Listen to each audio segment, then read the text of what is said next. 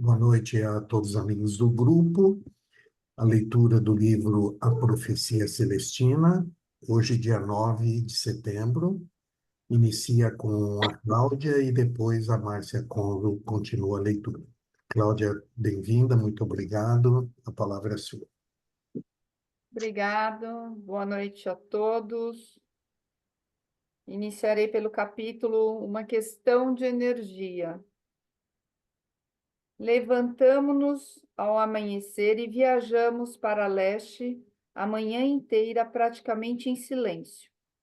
Will tinha dito antes que iríamos cruzar os Andes para o que ele chamava de Alta Selva, uma região constituída de contrafortes e planaltos cobertos de florestas, mas quase nada dissera.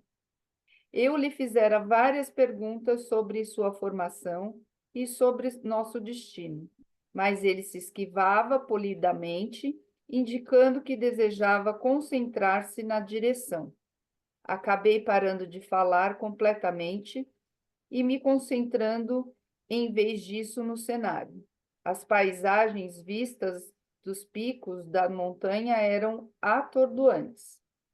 Lá para o meio-dia, quando alcançamos a última das cristas majestosas, paramos no mirante para almoçar sanduíches no jipe e apreciar o largo e despido vale à frente.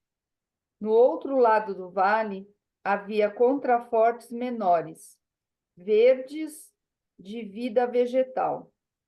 Enquanto comíamos, Will disse que íamos passar a noite na Hospedaria Viciente, uma antiga propriedade do século XIX, que antes pertencia à Igreja Católica Espanhola. A Hospedaria Viciente agora pertencia a um amigo seu, explicou, e era dirigida como uma pousada especializada em congressos econômicos e científicos. Com apenas essa breve explicação, tornamos a partir e a rodar em silêncio. Uma hora depois, chegamos a Viciente. Entrando na propriedade por um grande portão de pedra e ferro e seguindo para nordeste por uma estreita estrada de cascalho. Mais uma vez, fiz algumas perguntas de sondagem sobre Viciente e o motivo de estarmos ali. Porém, assim como antes, o Will ignorou minhas perguntas, mas desta vez sugeriu com franqueza que eu me concentrasse na paisagem. Imediatamente a beleza de Viciente me tocou. Estávamos rodeados de coloridos pastos e pomares. Oi? Coloridos pastos e pomares. E o mato parecia singularmente verde e viçoso. Brotava cerrado mesmo sobre os carvalhos gigantes que se erguiam a intervalos de mais ou menos 30 metros por todos os pastos. Alguma coisa naquelas árvores imensas me pareceu incrivelmente atraente, mas eu não podia captar bem o que. Após mais ou menos 1,5 km, a estrada dobrou para o leste numa ligeira subida. No topo do outeiro erguia-se a casa, uma grande construção de estilo espanhol, feita de touros de madeira e pedra cinzenta. O prédio parecia ter, no mínimo, 50 quartos e uma enorme varanda protegida com tela colorida, todo com tela com tela protegida com tela, cobria todo o lado sul. O pátio em redor era marcado por outros carvalhos gigantes e tinha canteiros de plantas exóticas e alamedas ladeadas de deslumbrantes flores e samambaias. Grupos de pessoas conversavam despreocupadas na varanda e entre as árvores. Ao saltarmos do veículo, Will demorou-se um instante, fitando longamente a paisagem. Além da casa, ao leste, a terra descia aos poucos e depois aplainava-se em prados e florestas. Outra cadeia de contrafortes aparecia ao longe, roxo, azulada. Acho que vou ver se eles têm quartos para nós, disse Will. Por que você não fica dando uma olhada por aí? Vai gostar deste lugar. Não brinca, eu disse. Quando se afastava, ele se virou e olhou para mim. Não se esqueça de inspecionar os canteiros de pesquisa. Vejo você na hora do jantar. Era óbvio que me deixava sozinho por algum motivo, mas não me preocupava qual. Eu me sentia ótimo e nem um pouco apreensivo.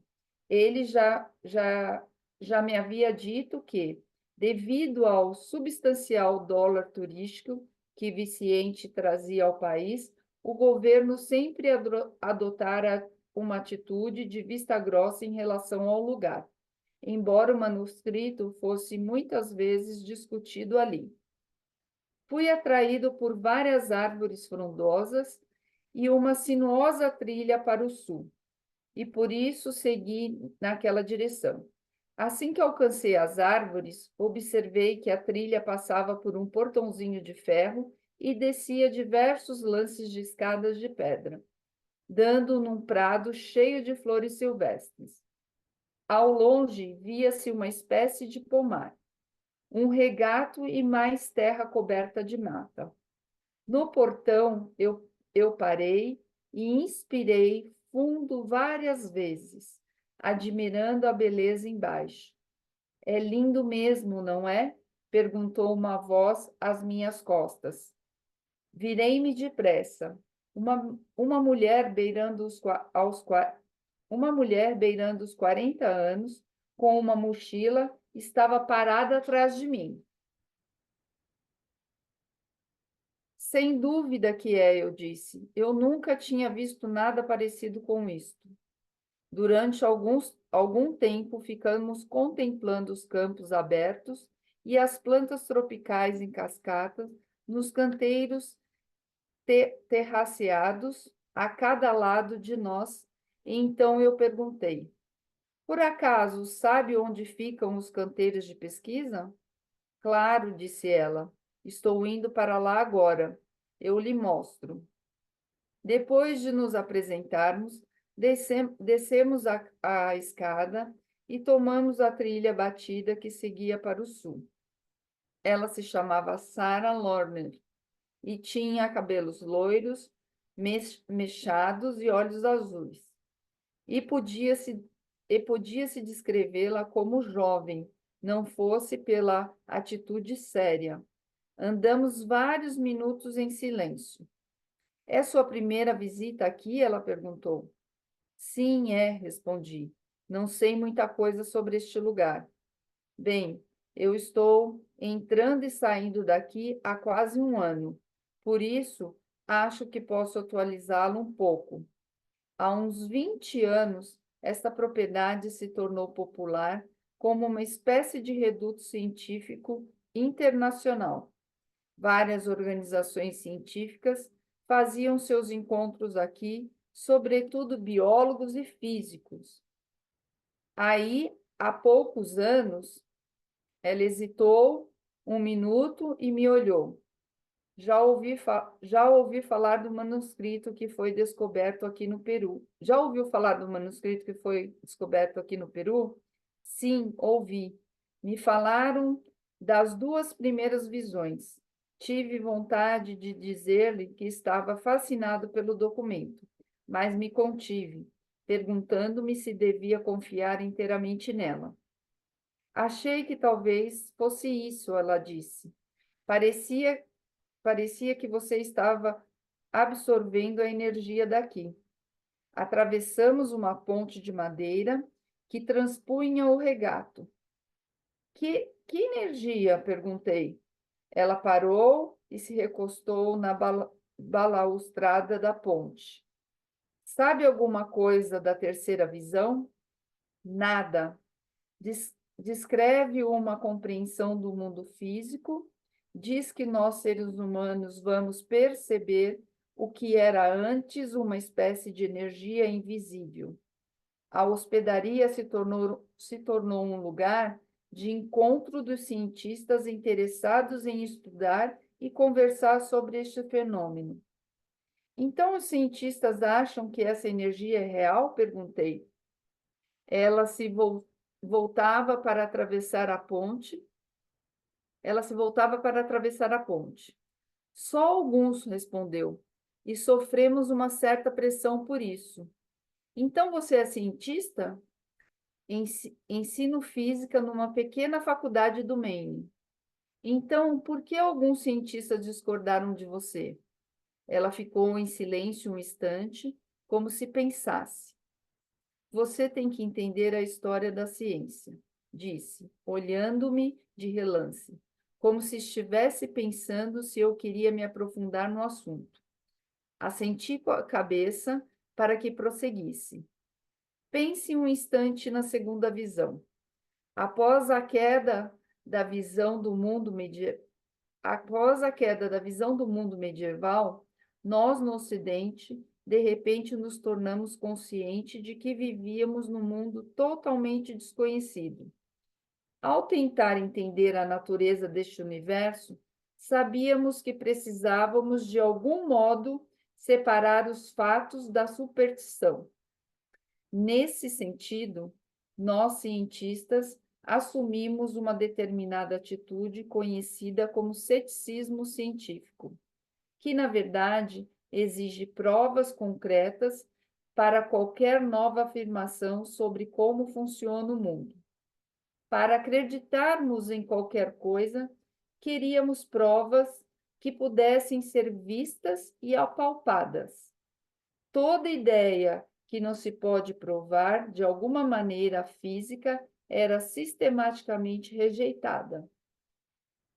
Deus sabe, ela prosseguiu, que essa atitude nos foi bastante útil como os fenômenos da natureza mais óbvios, com objetos como rochas, corpos e árvores, objetos que todos podem perceber, por mais céticos que sejam. Nós nos apressamos a sair e batizar cada parte do mundo físico, tentando entender por que o universo funciona como funciona. Por fim, concluímos que tudo que ocorre na natureza ocorre segundo alguma lei natural, que todo acontecimento tem uma causa direta física e compreensível. Sorriu-me com o ar de quem está por dentro. Você entende? Em muitos aspectos, os cientistas não têm sido tão diferentes dos outros em nossa época. Decidimos, juntos com todos os demais, nos assenhorar deste lugar em que nos encontramos. A ideia era gerar uma compreensão do universo que fizesse o mundo parecer seguro e controlável. A atitude cética nos manteve concentrados em problemas concretos que fizessem a nossa existência parecer mais segura. Tínhamos seguido a trilha sinuosa desde a ponte, atravessando um prado e entrando numa região mais densamente coberta de árvores. Com essa atitude, ela continuou, a ciência eliminou sistematicamente a incerteza e o esotérico do mundo. Concluímos, segundo o princípio de Isaac Newton, que o universo sempre funciona de uma maneira previsível, como uma imensa máquina, porque durante longo tempo isso era tudo que se podia provar. Diziam que os acontecimentos que ocorriam simultaneamente com os outros Diziam que os acontecimentos que ocorriam simultaneamente com os outros, mas sem nenhuma relação casual, ocorriam apenas por acaso. Então, duas pesquisas abriram nossos olhos para o mistério do universo. Muito se escreveu nas últimas décadas sobre a revolução na física, mas as mudanças, na verdade, resultam de duas grandes descobertas, as da mecânica do quantum e as de Albert Einstein. Todo o trabalho da vida de Einstein foi mostrar que o que percebemos como matéria sólida é, em sua maior parte, espaço vazio percorrido por um padrão de energia. Isso inclui a nós mesmos. E o que a física quântica revelou é que, quando observamos esses padrões de energia em níveis cada vez menores, podemos ver os resultados surpreendentes. As experiências demonstram que quando se fragmentam pequenos componentes dessa energia, o que chamamos de partículas elementares, e tentamos observar como funcionam, o próprio ato da observação altera os resultados, como se essas partículas elementares fossem influenciadas pelo que o cientista espera. Isso se explica mesmo que as partículas tenham de aparecer em lugares onde não poderiam ir, em vista das leis do universo como as conhecemos. Dois lugares ao mesmo tempo, para a frente ou para trás no tempo. Esse tipo de coisa. Ela se interrompeu para se voltar para mim de novo. Em outras palavras, o material básico do universo, no seu âmago, parece uma espécie de energia pura, maleável à intenção e expectativas humanas, de uma maneira que se desafia nosso antigo modelo mecanicista do universo, como se nossa expectativa fizesse nossa energia fluir para o mundo e afetar outros sistemas de energia. O que, claro, é exatamente o que a terceira visão nos levaria a acreditar. Balançou a cabeça. Infelizmente, a maioria dos cientistas não leva essa ideia muito a sério. Preferem permanecer céticos e esperar para ver se podemos prová-la. Ei, Sara, estamos aqui, gritou uma voz fraca de uma certa distância. À direita, a uns 50 metros entre as árvores, vimos alguém acenando. Sara olhou para mim. Preciso ir conversar com aqueles caras alguns minutos. Tenho uma tradução da terceira visão aqui comigo, caso você queira escolher um local e ler parte dela enquanto vou lá. Claro que quero, eu disse. Ela tirou uma pasta de sua mochila, entregou-me e afastou-se caminhando. Peguei a pasta e procurei em volta um lugar para me sentar. Ali o terreno da floresta era coberto de mato baixo e ligeiramente molhado, mais a leste a terra elevava-se para o que parecia outro outeiro.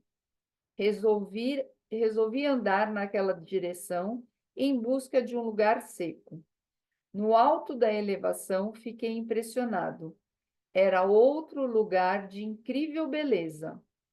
Os engrinaldados carvalhos espaçavam-se uns 15 metros entre si, e seus galhos extensos se juntavam completamente no alto, criando uma abóboda.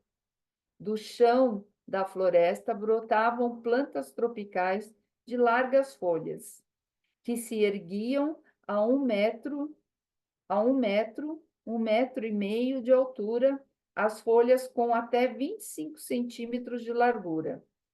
Essas plantas entrelaçavam-se com grandes samambaias e arbustos exuberantes de flores brancas.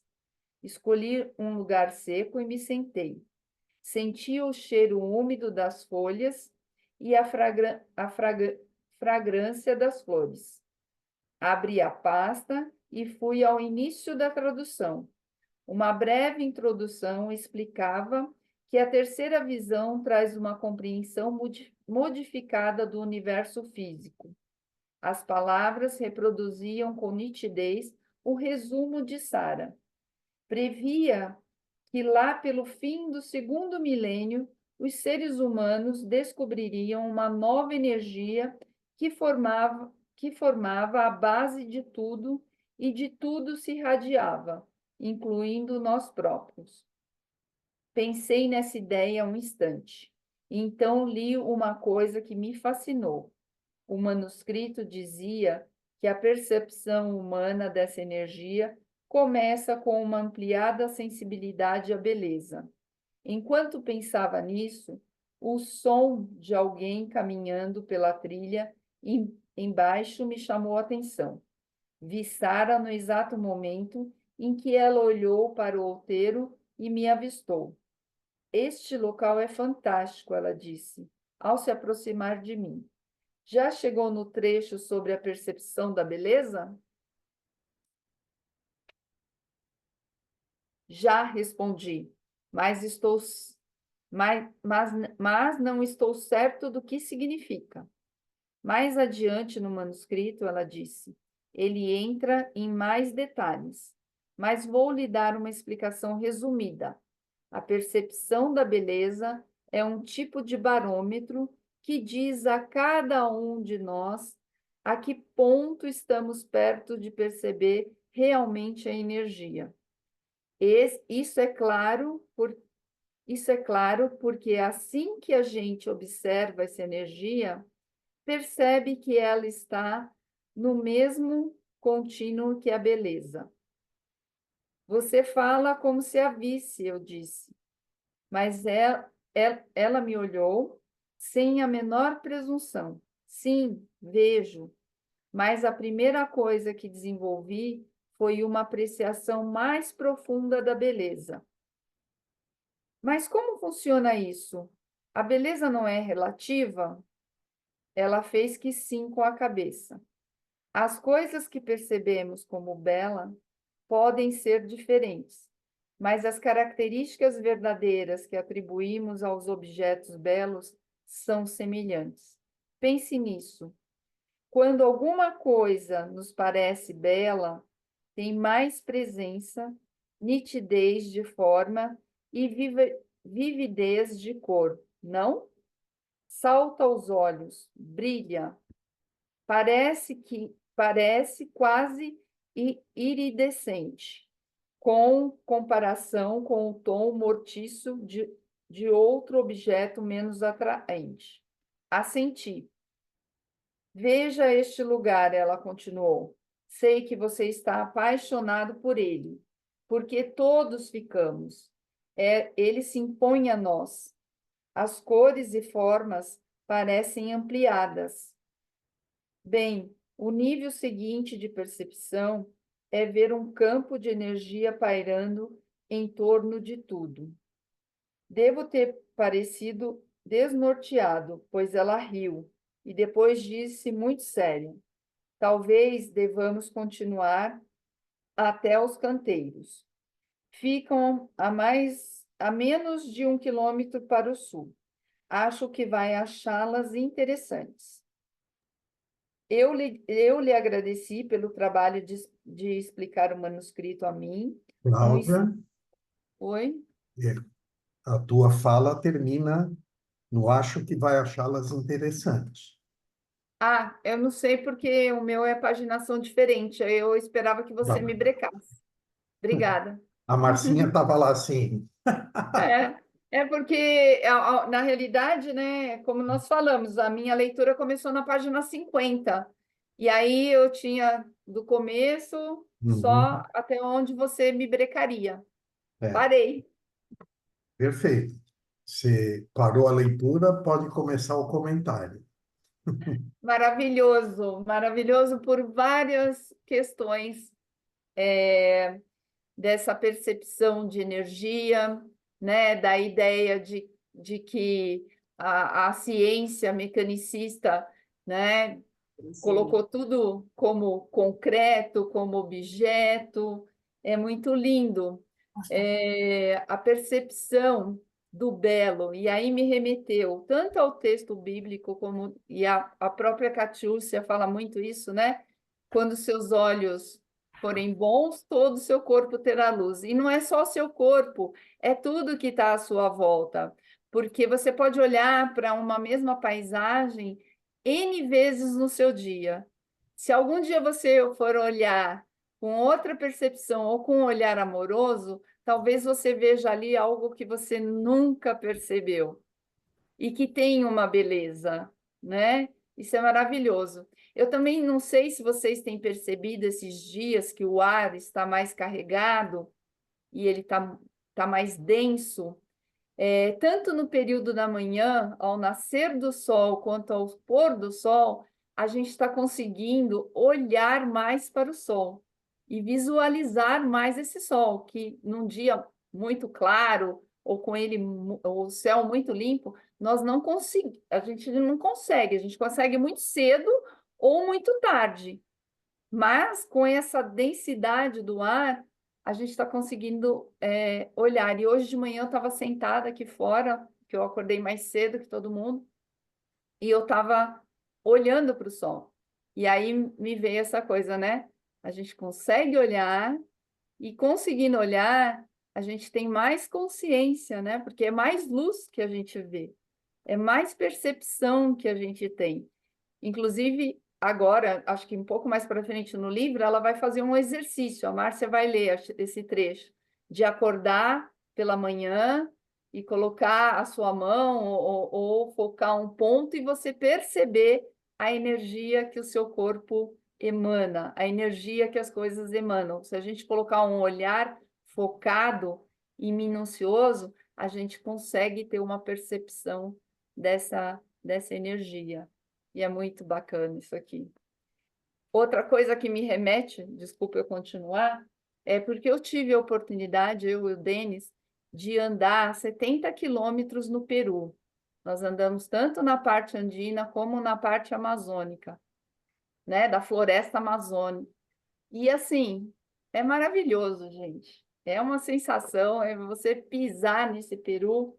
E aí, ao ler o livro, eu comecei a me recordar de algumas coisas, algumas ideias que eu tenho, acho que eu trouxe daqui, né? Porque nada vem do nada, né? Falei, gente, eu tinha uma loucura para conhecer o Peru, Machu Picchu, mas eu nunca pensei que eu fosse conhecer Machu Picchu como eu conheci. Eu cheguei nas Águas Calientes, na cidade de Águas Calientes, a pé, né? O único transporte que eu tive que fazer foi pegar o ônibusinho para depois andar na Cidade Sagrada, que foi a menor coisa que me aconteceu. E eu queria tanto encontrar, conhecer a cidade, mas todo o caminho que eu fiz a pé e tudo que a gente vivenciou nesse caminho de contato com a natureza, né, da vegetação, do tipo de geografia, dos terrenos, é maravilhoso, é maravilhoso.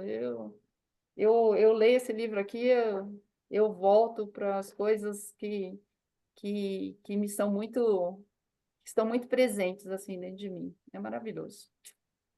Você chegou em Águas Calientes a pé, vinda de onde? Nós saímos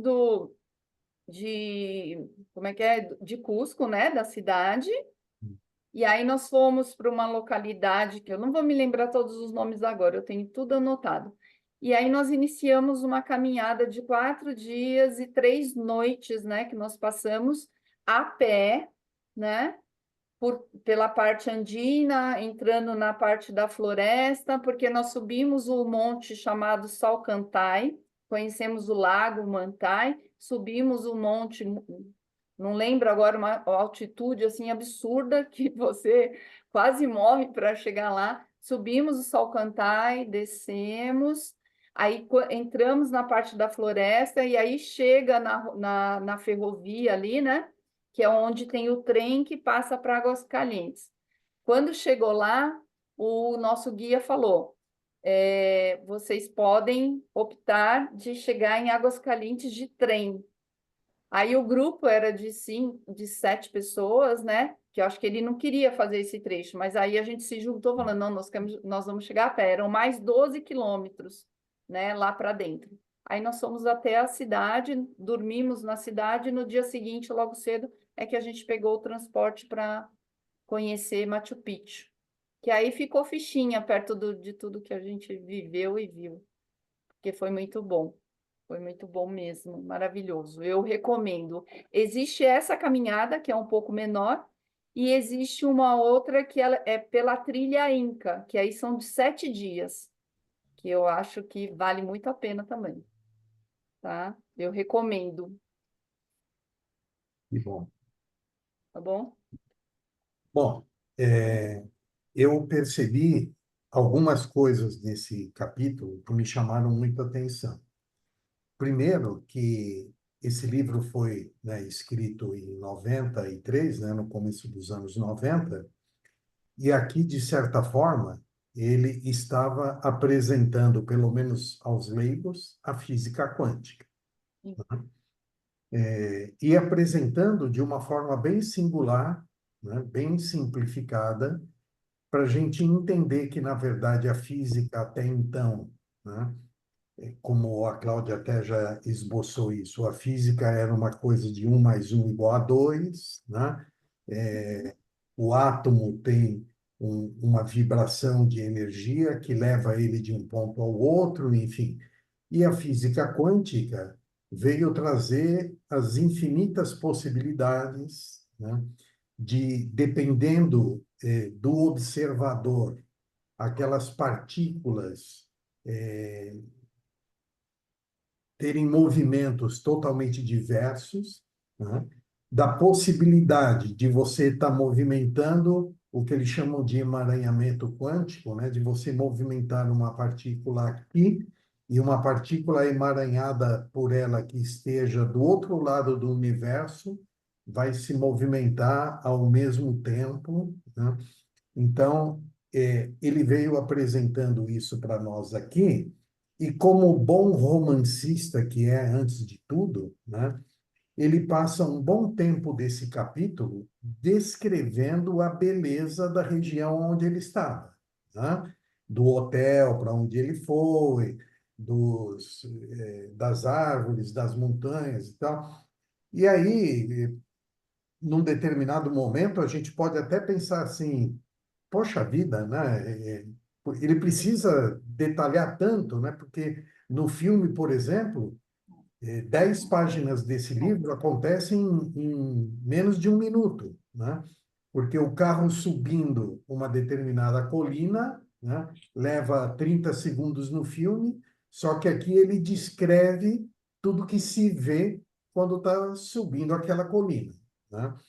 E o propósito dele de descrever toda essa beleza culmina aonde ele mostra para nós que você observar e ter a sensibilidade de observar o belo é quando você começa a perceber mais a energia, né? É quando a energia mais se manifesta, né? E aí a gente vai trazendo para o nosso dia a dia, a gente vai vendo que é isso mesmo, né? Quando você está fazendo uma viagem como essa que você narrou, ou quando você vai para uma praia e você sobe no alto de um morro, de uma montanha, e olha para aquela paisagem, para aquele horizonte, é, tudo é tão lindo e mágico que você sente uma energia diferente, né?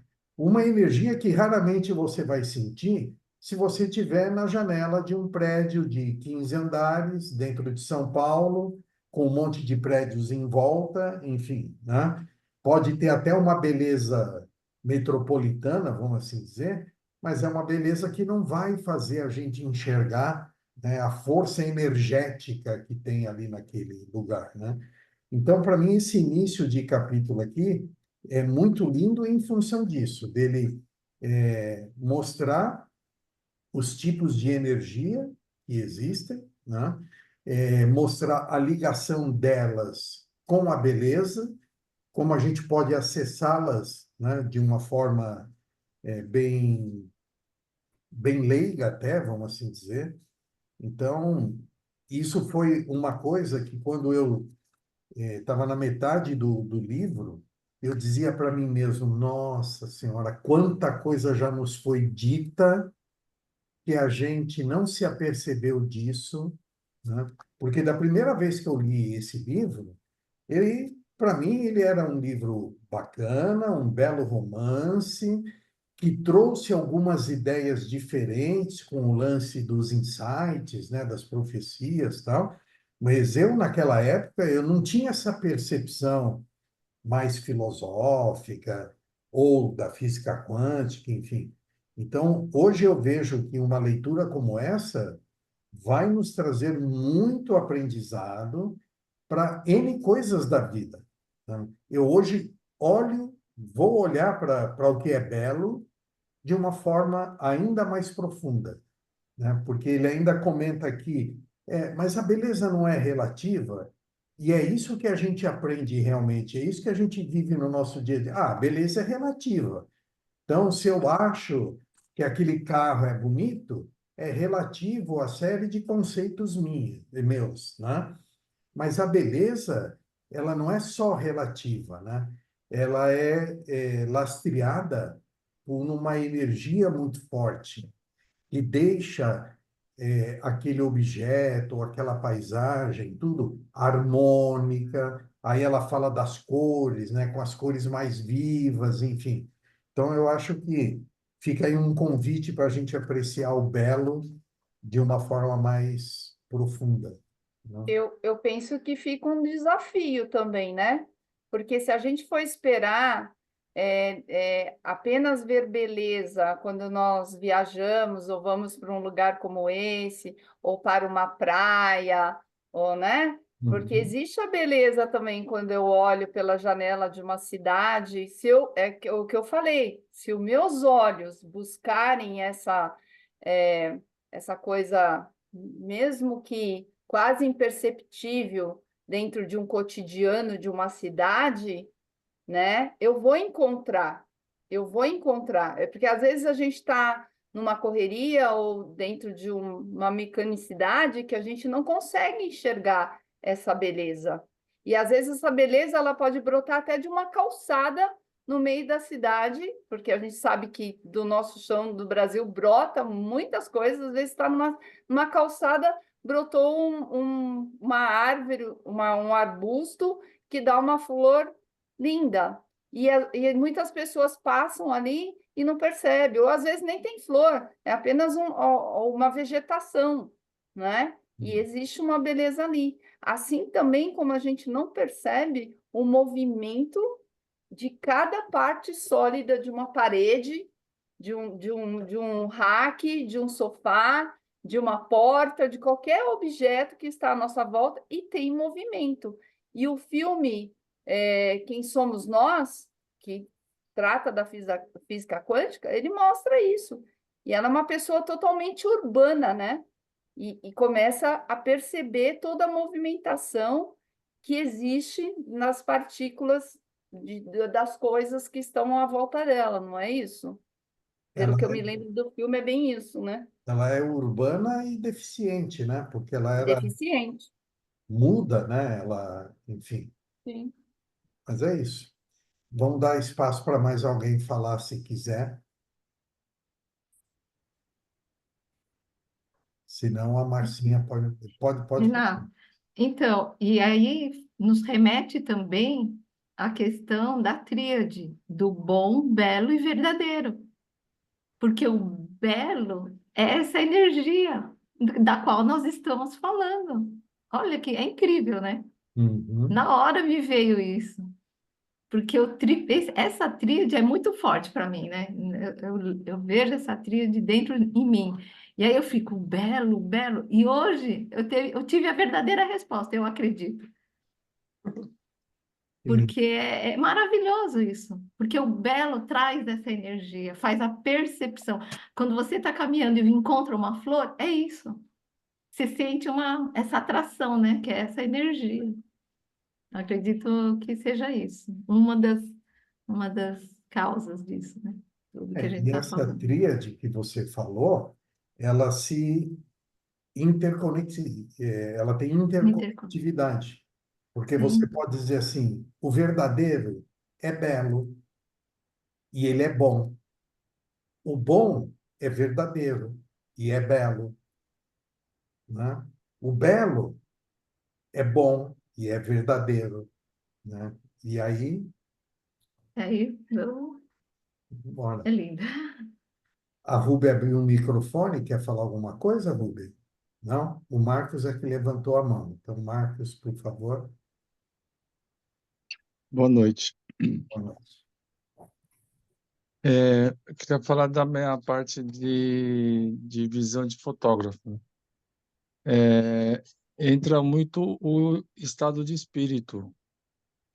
É o nosso estado de espírito, como é que a gente está. Porque a gente, às vezes, está olhando o belo e não enxerga, né? Depende, às vezes você está... E tem coisas que a gente transforma através da imagem, objetos que não são importantes e pode virar importantes, né? Então é muito estado de espírito mesmo. Eu já fui fotografar sem muita inspiração, não sai a foto legal e também tem um tempo. Tem fotos que eu tirei e não dei bola, não dei muita importância. Aí depois de 10 anos você vê essa foto, você acha uma bela foto. Naqueles 10 anos não dei importância. Também tem muito isso. E tem a questão também quando a gente olha através o ângulo, né? No carro a gente olha muito para frente, né? Quando a gente anda de carro, mas quando a gente anda de pé, olha para os lados, né? A gente repara muito nos detalhes laterais, assim, que a gente nunca percebe com os caminhos que eu já fiz. Quando a gente olha do lado, você percebe que tem uma casa, tem um lugar, tem uma loja. E é isso. E tem essa questão, vocês colocaram urbano e eu moro aqui numa praia, né? A minha formação é urbana e temas urbanos e é difícil. Tem aqui temas interessantes que eu não estou conseguindo tirar fotos assim, de ensaio. É muito amplo, né? Mas é uma beleza. No fim, assim, eu prefiro. Tem, tem horas que a gente eu quero viver em vez de tirar foto. Uma vez lá no Japão, eu fiz estágio, meu chefe me levou para Fukuoka, que é sul do Japão, para fazer um tour turístico sobre arquitetura, né? Que tem grandes arquitetos lá. Então ele me levou para umas obras que eu já curtia. Aí quando eu chegava, clicava, metralhava, né? Tirando foto. Falou assim, peraí, para de tirar foto, você não está vivendo, você não está vendo a atmosfera do lugar. Eu só estava tirando foto, né? Então, a beleza, às vezes, você tem que vivenciar e sentir o lugar, né? A foto não é... eu só vou ver depois. É isso, só um depoimento. Maravilhoso, maravilhoso. Gratidão. Não, Você pode começar a leitura dela? Pode? Então, Marcinha, por favor. Boa noite a todos, né? Eu já falei e não cumprimentei todo mundo me ouve bem? Eu Sim. lhe agradeci pelo trabalho de explicar o manuscrito a mim, um estranho total, e por me mostrar os arredores deficiente. Ela encolheu os ombros. Você parece uma pessoa simpática ao que estamos tentando fazer, disse. E todos sabemos que estamos metidos num trabalho de relações públicas aqui. Para que essa pesquisa prossiga, temos de espalhar a notícia nos Estados Unidos e em outras partes. As autoridades locais não parecem gostar muito de nós. De repente, uma voz chamou atrás de nós. Por favor, desculpem. Voltamos-nos e vimos 3 homens que subiam rápido a trilha em nossa direção. Todos pareciam beirar os 50 anos e vestiam-se com elegância. Algum de vocês pode me dizer onde ficam as hortas de pesquisa? Perguntou o mais alto dos 3. Pode me dizer que tipo de assunto traz aqui? Perguntou Sara em resposta. Meus colegas e eu temos permissão do dono dessa propriedade para examinar as hortas e falar com alguém sobre a chamada pesquisa que está sendo realizada aqui. Somos da Universidade do Peru. Parece que o homem não concorda com nossas descobertas, disse Sara, sorrindo, obviamente tentando esclarecer a situação. Absolutamente não. Um dos outros respondeu: achamos absurdo afirmar que algum tipo de energia pode ser vista agora, quando nunca foi vista antes. Já tentou vê-la? Perguntou Sara. O homem ignorou a pergunta e indagou mais uma vez. Pode nos indicar onde ficam as hortas? Claro, disse Sara, mais ou menos uns 100 metros em frente. O senhor vai ver um atalho que vira para leste. Tome-o, siga em frente e talvez mais uns 800 metros. Terá chegado. Obrigado, disse o homem, e todos se apressaram a seguir seu caminho. Você lhes indicou a direção errada, eu disse. Não exatamente, ela replicou. Há outras hortas naquela área, e o pessoal lá está mais preparado para conversar com esses tipos de céticos. Temos gente desse tipo aqui de vez em quando, e não apenas cientistas, mas curiosos também. Pessoas que não podem entender o que fazemos, o que indica o problema existente na compreensão científica. O que quer dizer? Perguntei. Como eu disse antes, a velha atitude cética era ótima quando se exploravam os fenômenos mais visíveis e óbvios do universo, como as árvores, o brilho do sol ou os temporais. Mas existem outro grupo de fenômenos observáveis, mais sutis, que a gente não pode estudar. Na verdade, não se pode nem dizer que existem com certeza, a não ser que a gente suspenda ou ponha entre parênteses o ceticismo e tente de todas as formas possíveis percebê-los. Assim que a gente consegue isso, pode retornar ao assunto estudo rigoroso. Interessante, eu disse. Adiante, terminava a floresta. Eu vi dezenas de tratos cultivados, cada um semeado com uma espécie de planta diferente. A maioria parecia das que produzem alimentos. Tudo, desde bananas até espinafre. Na borda leste de cada plantação, havia uma larga trilha de cascalho. Só um minutinho, só um minutinho.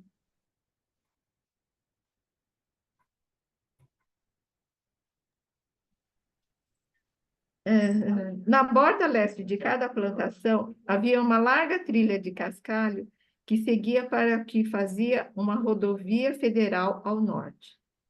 3 galpões de metal sucediam-se ao longo da trilha. 4 ou 5 pessoas trabalhavam perto de cada um deles. Estou vendo alguns amigos, disse Sara, apontando o galpão mais perto. Vamos até lá. Gostaria que você os conhecesse. Sara me apresentou a 3 homens e uma mulher, todos envolvidos na pesquisa. Os homens falaram rapidamente comigo, desculpando-se por ter de continuar a trabalhar. Mas a mulher, uma bióloga chamada Marjorie, parecia livre para conversar. Surpreendi o olhar de Marjorie. Que é o que você pesquisa aqui exatamente? Perguntei.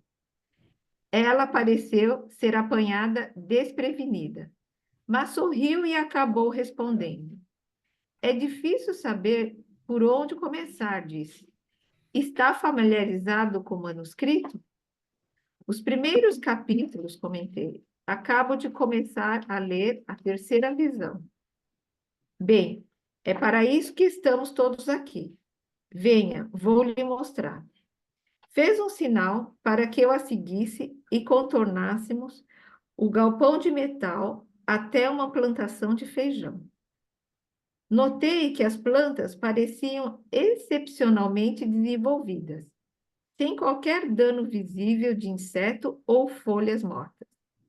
Eram cultivadas no que parecia ser um solo composto de alto humus, quase fofo, e todas cuidadosamente espaçadas. Os caules e folhas de uma brotando perto, mas nunca tocando os da muda seguinte. Ela apontou a planta mais próxima. Tentamos encarar essas plantas como sistemas de energia total e pensar em tudo o que elas precisam para florescer. Solo, nutrientes, umidade, luz. O que descobrimos foi que o ecossistema total em torno de cada planta é, na verdade, um sistema vivo, um organismo, e a saúde de cada uma das partes influi na do todo. Ela hesitou, depois disse: a questão básica é que, assim que passamos a pensar nas relações de energia em volta da planta, começamos a ver resultados impressionantes. As plantas em nossos estudos não eram particularmente maiores, mas, segundo os critérios nutricionais, eram mais vigorosas. Como mediram isso? Elas continham mais proteínas, carboidratos, vitaminas, minerais. Ela me olhou expectante. Mas o mais impressionante não foi isso. Descobrimos que as plantas que recebiam mais atenção humana direta eram ainda mais fortes. Que tipo de atenção? Você sabe, ela disse. Mexer na terra em volta delas, inspecioná-las todos os dias, esse tipo de coisa. Desenvolvemos uma experiência com um grupo de controle. Algumas tendo atenção especial, outras não. E a descoberta se confirmou. E tem mais, prosseguiu. Ampliamos o conceito e pusemos um pesquisador não apenas para lhes dar atenção, mas para pedir a elas, mentalmente, que crescessem com mais vigor. A pessoa se sentava, mesmo com elas, e concentrava toda a sua atenção e interesse no crescimento delas. E cresceram com mais vigor? Significativamente. E também mais depressa. Isso é incrível. É sim. A voz morreu quando ela viu um homem idoso, parecendo na casa dos 60, que vinha em nossa direção. O senhor que vem aí é um micronutricionista, ela disse com discrição. Esteve aqui pela primeira vez há cerca de 1 ano e logo pediu uma licença temporária da Universidade Estadual de Washington. Chama-se professor Haynes. Fez alguns estudos formidáveis. Quando ele chegou, fui apresentado. Era um homem de constituição sólida, cabelos pretos, mechas grisalhas nas têmporas.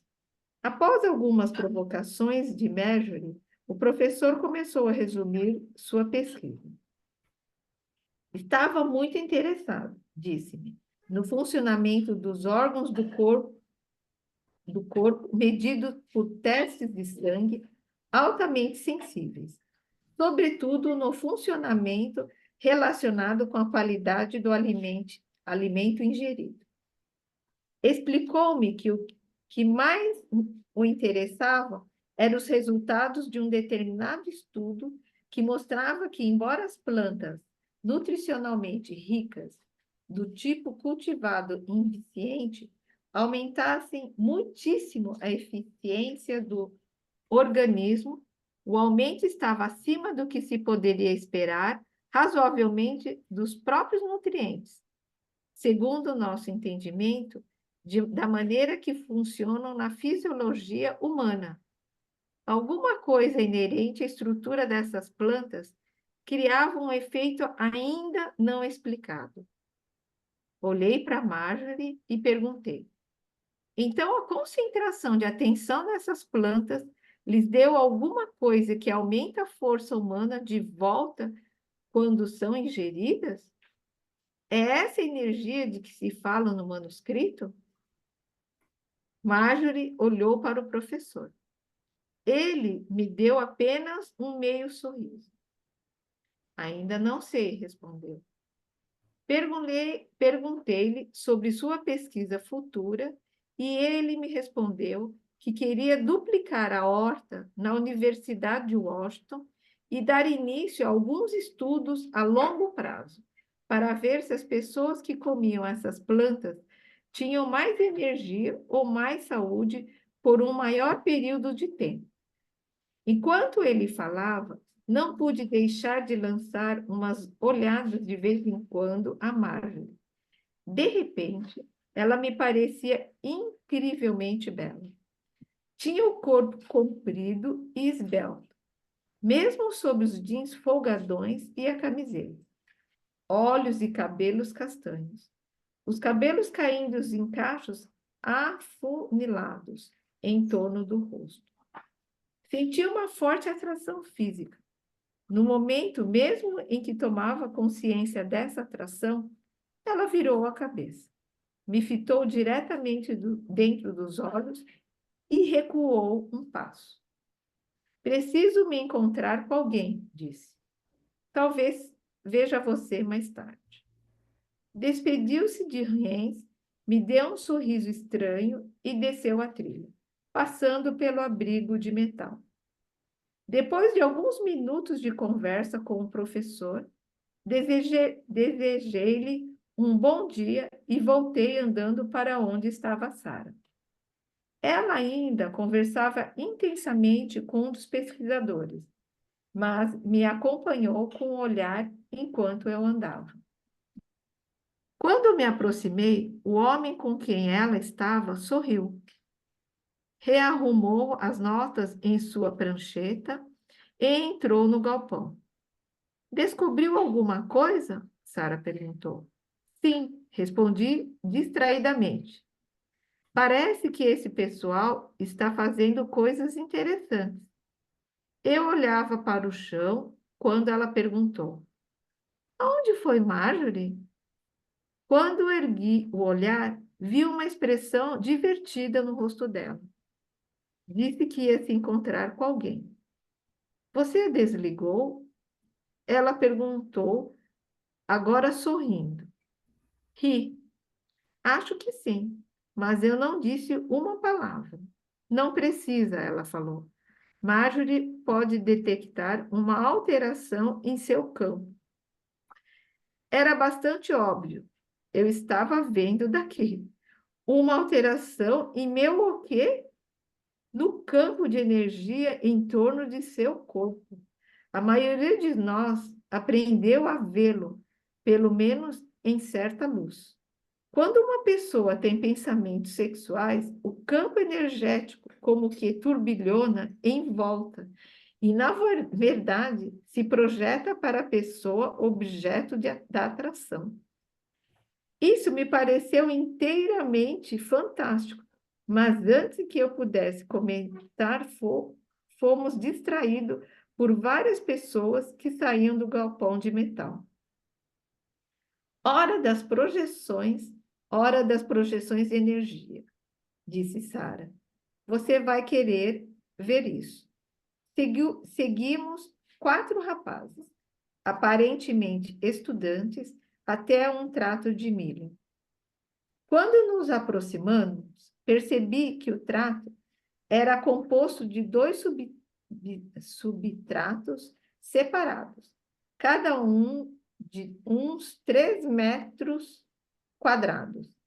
Os pés de milho num tinham uns 70 centímetros de altura, no outro, menos de 30 centímetros. Os 4 homens foram ao trato de milho mais alto e se sentaram, cada um num canto do trato, olhando para dentro. A um sinal, todos pareceram focalizar os olhos nas plantas.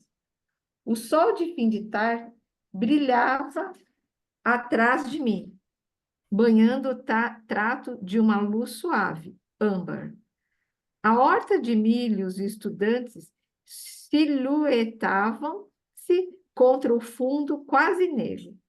Sara estava em pé ao meu lado.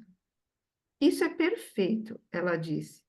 Veja, está vendo aquilo? O quê? Estão projetando a energia deles nas plantas. Olhei atentamente a cena, mas não pude detectar nada. Não estou vendo nada, disse.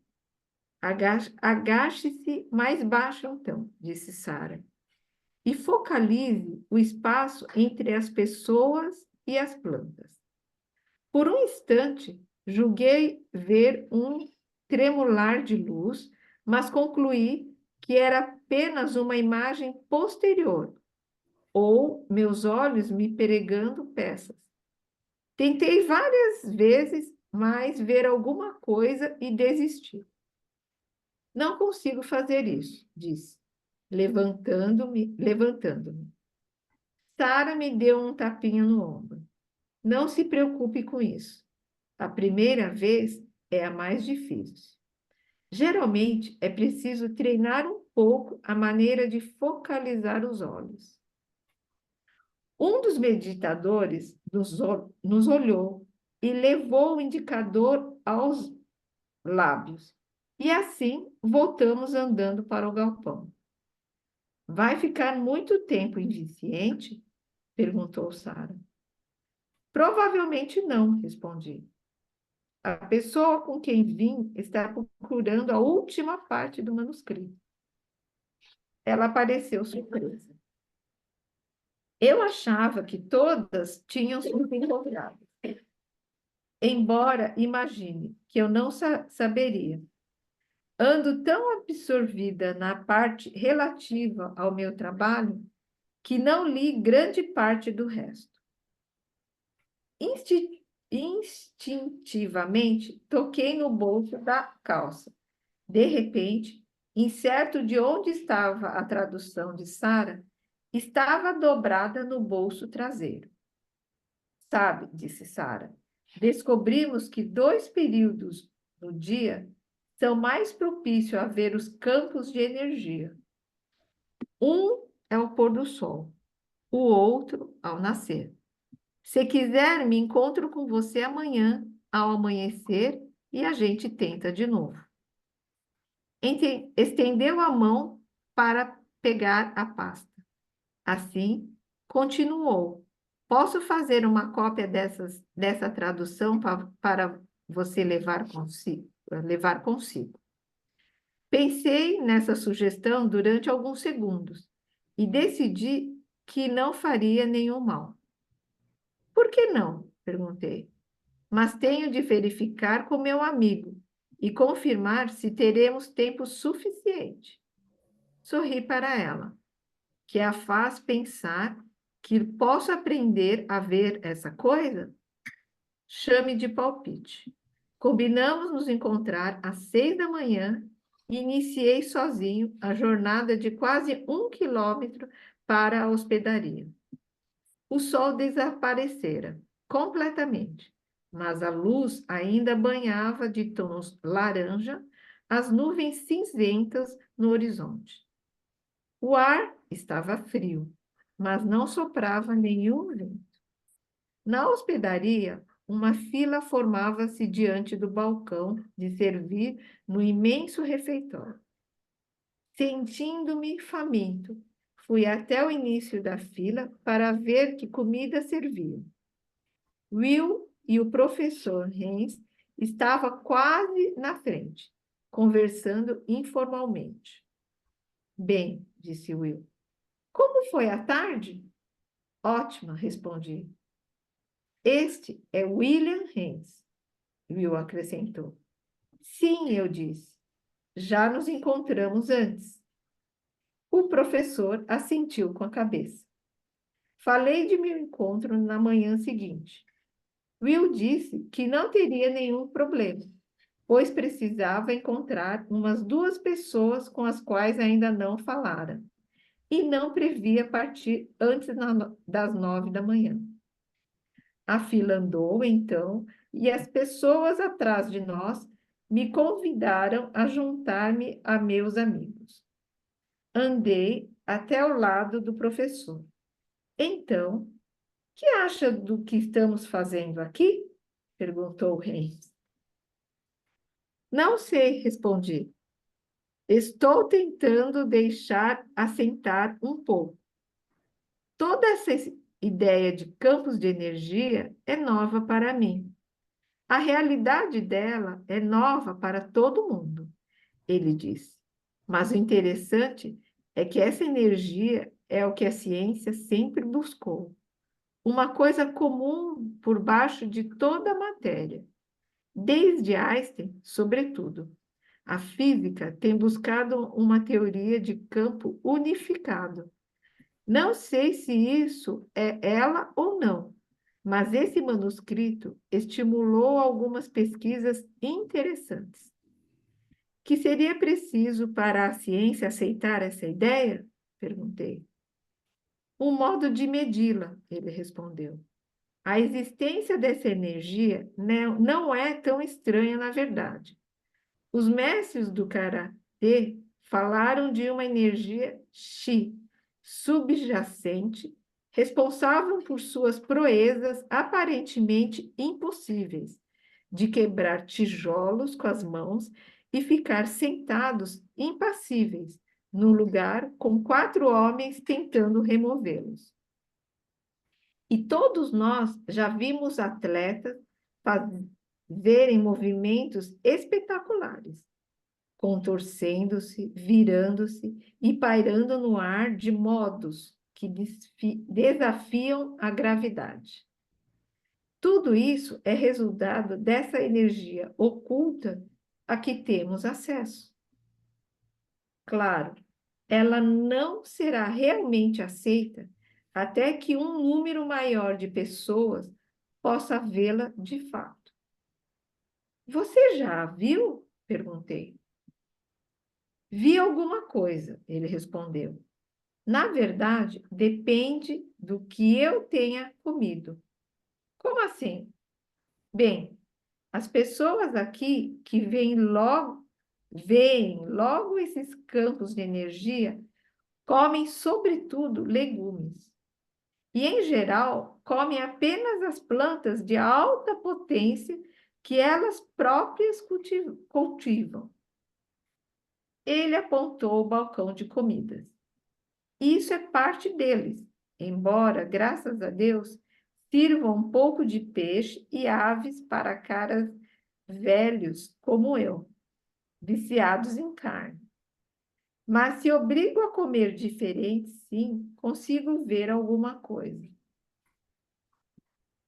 Perguntei-lhe por que não dava a alimentação por períodos de tempo mais longos. Não sei, respondeu. Hábitos antigos são difíceis de matar. A fila andou e pedia apenas legumes. Nós 3 nos juntamos a uma mesa maior de convidados e conversamos informalmente durante 1 hora. Depois Will e eu fomos até o jipe pegar nossas coisas. Você viu os tais campos de energia? Perguntei. Ele sorriu e balançou a cabeça. Meu quarto é no 1º andar, disse. O seu é no 3º, quarto 306. Pode pegar sua chave na recepção.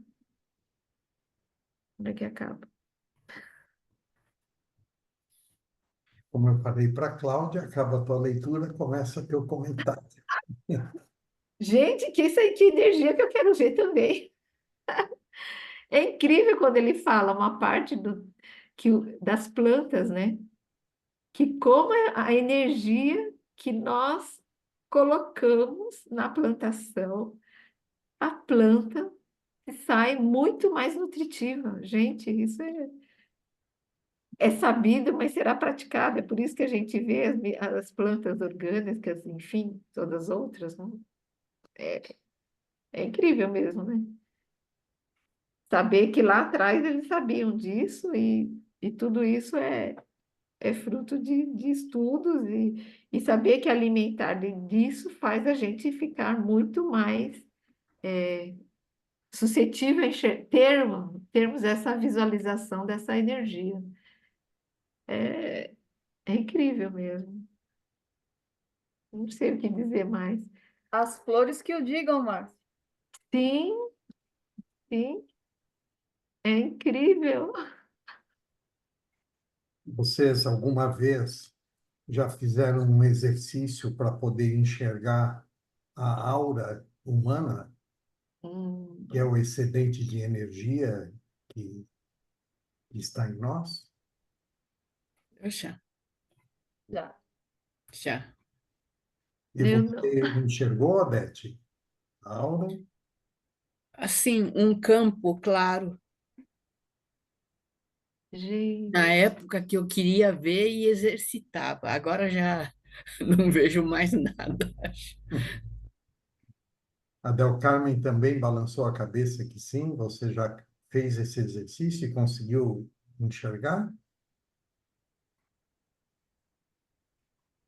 Já sim, algumas situações, em alguns momentos, sim. Não em todos, né? Não é quando a gente quer, algumas vezes as coisas acontecem espontaneamente, algumas vezes você pode forçar uma condição e ela acontecer, e outras não. Mas esse aspecto, né, da energia das plantas, né, é muito forte, né? Você sabe que você caminhar na natureza, você estar assim, nós somos energia, né? É uma troca o tempo todo.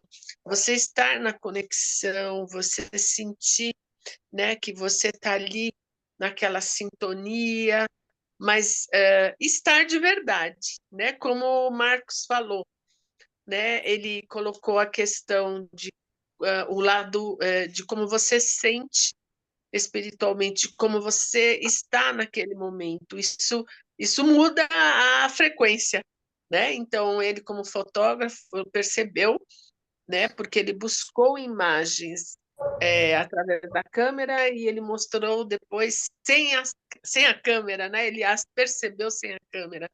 Foi isso que eu entendi que ele mostrou, né? Que você se perceber no momento conta muito a experiência que você vai ter em torno do lugar, seja ele, como a Cláudia falou também, dentro do seu apartamento, dentro da janela onde você observa né, uma pessoa, um carro passando, ou mesmo, né, no mar, né, em diferentes situações. Então, depende muito de como você está também, a sua frequência, aquele momento. A Inês ia comentar alguma coisa, Inês? É um pouco disso que a Carmen falou, porque, na verdade, tudo é vibração, e o nosso corpo físico, ele capta essas vibrações e traduz em imagem. Então, quando a gente faz esse exercício, na verdade, a gente está tirando um pouco o corpo físico, né? E usando uma outra, seria uma ferramenta, um outro canal que já está em cada um de nós, né? Para a gente ver essa vibração, né? A gente acaba vendo sentindo essa vibração e aí a gente sabe que ali é uma planta que ali tem uma energia de amor, né? Uma energia diferenciada, porque, na verdade, tudo é bom. Então, quando a gente fala, nossa, mas tudo é bom, está tudo um caos, parece que está tudo feio, está tudo, né? Porque a gente exercita só os nossos 5 sentidos, né? Então, esse livro ele está nos propondo realmente a gente usar um pouco mais, né? E isso a gente já usa, todos nós fazemos isso, porque está em todo ser humano. Só que é como o Marcos falou, a Carmen falou agora, né? Todos nós estamos falando, na verdade, a gente não coloca atenção, né? Porque a gente vê pela vibração, e aí é o nosso corpo físico que traduz. Deixa eu falar. Então, a gente pode usar muito mais mesmo, mas é treino, é abster-se um pouco da matéria, aprender quando fala, né, nas meditações, você controlar a sua mente, você ficar no vazio, que é que você aumenta a sua capacidade de percepção. Por isso, quando vai fazer um exercício assim, você abstrai totalmente a matéria, né? Você vai para outro nível de consciência, e você consegue. Imagina nesse lugar que eles estão, que já é um lugar preparado, tipo de alimentação, de conduta, de vestimenta, e depois a gente acha que isso não importa, importa sim. Ali você vai como se fosse para um retiro, né? E você só vê que os 5 sentidos não vê, você vê. Sim. Nós não temos só os 5 sentidos, né? Nosso É, corpo, somos muito sensoriais, né? sim. Então, são muitos outros sentidos, né? 5 sentidos é que faz com que a gente fique aqui. E nós não É, somos daqui. Olha só o nível de entendimento, mas a gente se deixa, né? A gente acorda e encara esse mundo aqui, vai só nisso, né? Mas um dia a gente estamos distrai muito a exercitando. gente, né? Nos distrai, né, Inês? As Sim, atividades, então você tem que, Isso. sei lá, se você tem uma casa, você vai cuidar da casa, do marido, do filho, do trabalho, sabe? Vai fazer a feira, vai ter que buscar algum remédio na farmácia, tem coisas para fazer. Então, o tempo todo você é distraído, você está distraído, você passa pelas tá. coisas só passando. Quando você se dá conta que você dá uma parada e presta atenção, se conecta, se percebe e olha para o outro com os olhos de ver, que não são esses olhos, mas o sentir, você escaminha. Zum! Sua percepção é Exatamente. outra. Você sai, né? Você viaja. Né?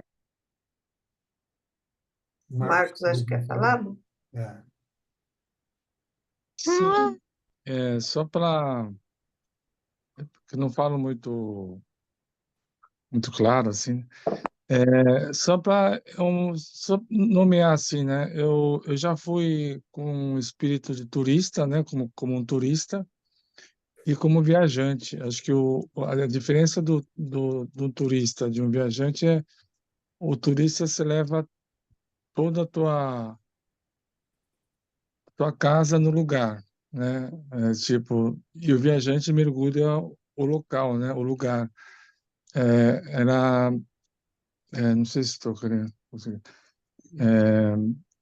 Tipo, o turista não, ele vive como se estivesse na tua casa, vive no mesmo lugar, não mergulhou mas no local ali, né?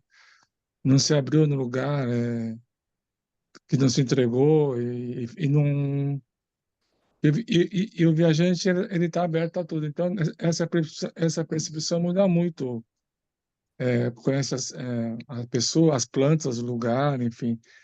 Acho que o sentido aumenta muito quando você é viajante, né? Não sei se isso. Posso falar? Pode falar, Odete. Depois eu passo para a Cláudia, que levantou a mão. Pode falar. Quando o Marcos fala do olhar de viajante, né, diferente de turista, eu me vejo assim, olhando para as plantas do quintal, porque eu gosto, um viajante. E quando eu chamo colegas para ver a beleza das flores que eu tenho no quintal, realmente o admirar é diferente, não tem sentimento, é só com os olhos, né? Hum. Perfeito. E as plantas que a gente tem com carinho, eu acho que elas vibram mais para a gente e respondem melhor ao carinho da gente, né? É, já existem vários estudos, inclusive, demonstrando isso, Sim. né? Mas antes de eu falar, vou deixar a Cláudia falar, depois eu complemento isso que vocês estão falando. Fala, Cláudia. Eu já penso que, assim, no caso da Odete, ela tem uma relação com esse cultivo e ela tem um amor também, ela viaja, pode ser que tenham pessoas que não alcancem essa relação que ela já tem com esse cultivo. Mas, às vezes, as pessoas podem admirar e sentir tão prazer ao ver as flores dela, ou algumas só vão olhar com um olhar um pouco mais raso, talvez, não sei. Isso é o que eu penso, né? Quanto ao que o Marcos falou, eu também já não sei se pensaria assim. Eu entendo que quando a gente vai para qualquer situação nova, seja ela de viagem, uma mudança para outro país, para outro lugar, você tem a condição de colocar à prova todos os seus sentidos, porque você vai ficar mais atento no seu olhar, porque são lugares novos, coisas novas, outra cultura. Você vai experimentar o paladar, porque são outras comidas, são outros barulhos, né? Um outro ritmo de vida. E eu acredito que você tenha, toda vez que você vai para algo novo, você tem a condição de trabalhar os seus sentidos, tá? Assim que eu penso. E tem um sentido a mais, que é a intuição, que eu acho que esse está numa dimensão além e chega à nossa alma, que é o que a gente acaba não trabalhando muito ou ainda não consegue alcançar. Talvez com esse movimento, desse olhar para o belo, né? Para o cultivo, para você admirar uma planta que você cuidou, ou mesmo uma horta, tudo isso te ajuda, né? Porque você cria uma conexão e você pode ir um pouco mais além, né? Porque a intuição ela vai lá na sua alma e a sua alma vai conversar, né? Com o seu jardim, com a sua horta, com aquilo que você admira de uma forma diferente do olhar de quem está só passando. Eu penso ser isso. E uma coisa rapidinha também, o Max Heindel fala sobre a nossa aura, né? Tem um pouco além do nosso corpo físico, e num estado, vamos dizer, mais puro, ela teria uma cor meio de um rosado, meio pêssego.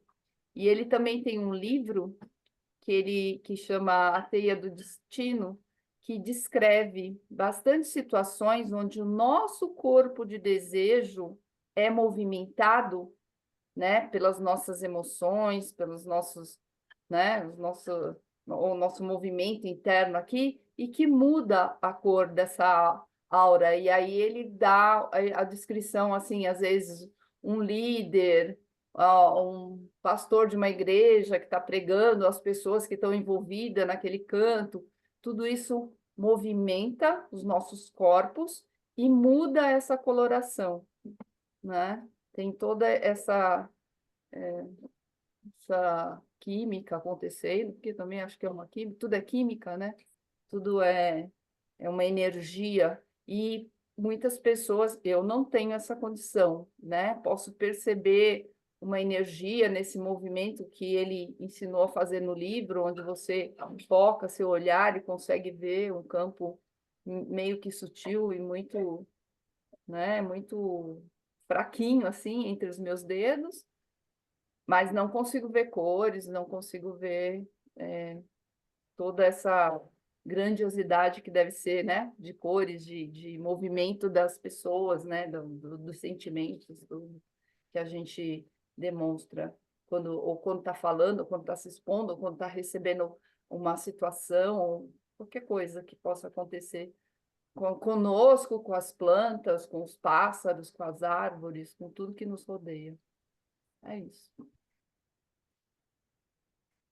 Bom, vou começar de trás para frente. Você já pensou, Cláudia, se todos nós tivéssemos essa facilidade de estar enxergando todas essas manifestações de energia, todas essas cores e tal, o nosso mundo ia acabar se embaralhando, porque não teria mais as divisões, os limites de um corpo para outro corpo, sabe? Eu acho que ter um olhar tão definido como nós temos e tão limitado para estar enxergando essas energias é até uma defesa para que essa manifestação terrena nossa possa acontecer.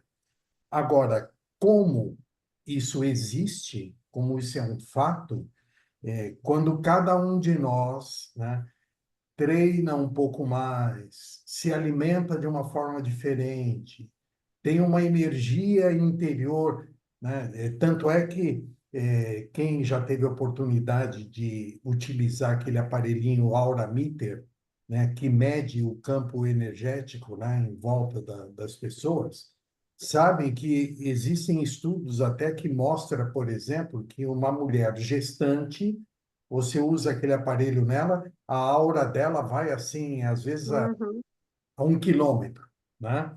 Um ser budista, ou não necessariamente budista, mas um ser iluminado, né? Um ser de uma alma mais pura, uma criança, enfim. Então, qualquer um de nós pode sim acessar esse tipo de visão, mas, né, precisaria mudar de ambiente, mudar de alimentação, mudar a vibração interior, né?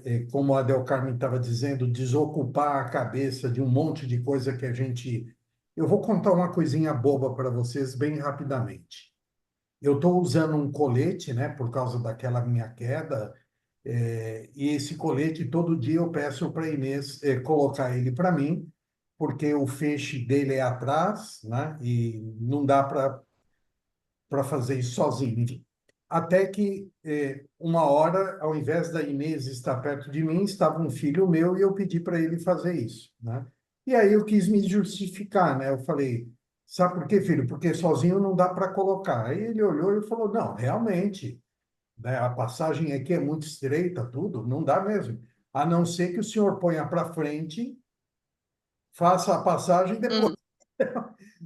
Eu pus a mão na cabeça, falei, meu Deus do céu, como eu não Uhum. visto algo tão óbvio, né? Tão óbvio. E aí ele mesmo falou assim para mim, pai, é muita coisa na cabeça, né? E é isso que acontece conosco, né? Com essa montanha de informação que a gente tem todo dia, o dia inteiro, de responsabilidade, disso e daquilo, a gente não presta atenção, não pratica, então, esse exercício de olhar o belo, de olhar o bom, de captar as energias, né? Então, a gente quer ver a aura de uma pessoa, lógico que começa por essa pessoa ter um excedente de energia também, que às vezes essa pessoa não está bem, Uhum. e a dela não está, né? Não está transbordando. Mas se você pega alguém que está com essa energia transbordando, você, para conseguir enxergar essa energia, você tem que estar, vamos assim dizer, muito pleno dentro de si mesmo, né?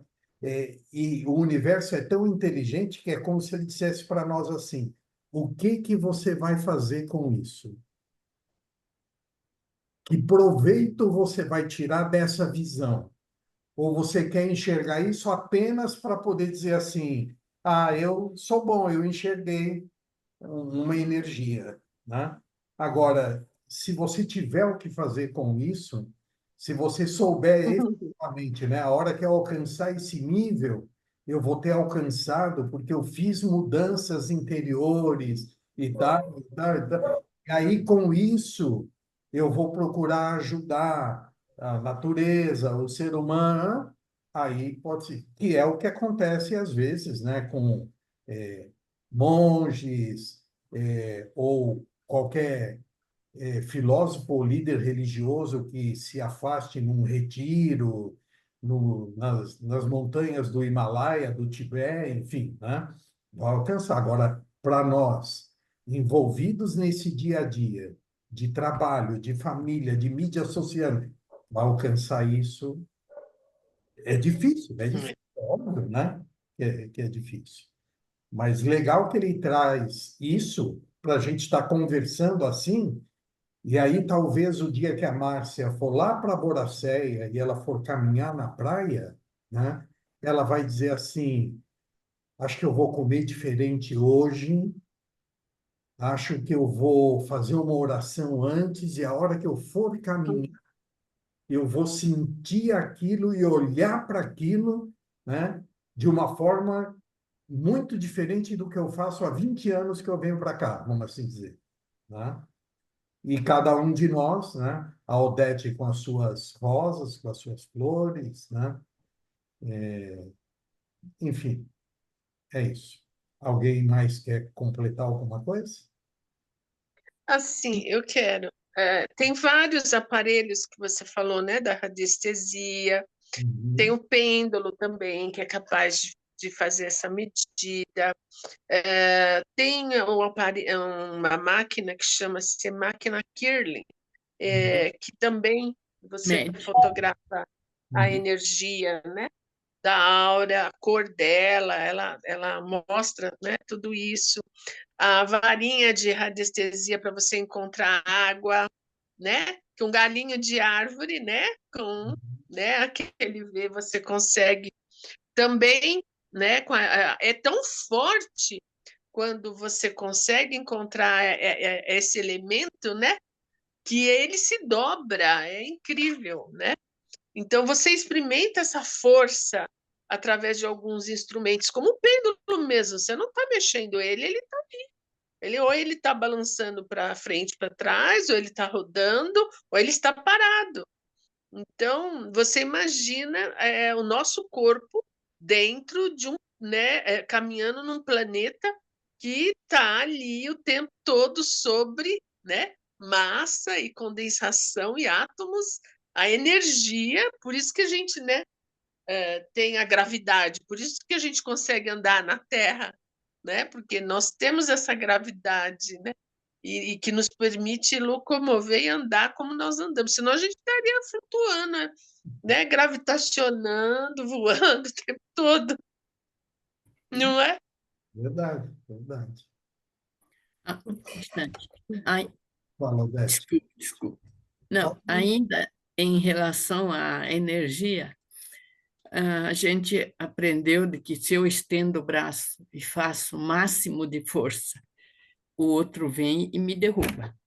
Mas se eu estendo o braço, mentalizo que é um rio caudaloso, um tronco forte, e respiro, a pessoa que derrubava meu braço já não consegue mais. É o mesmo braço.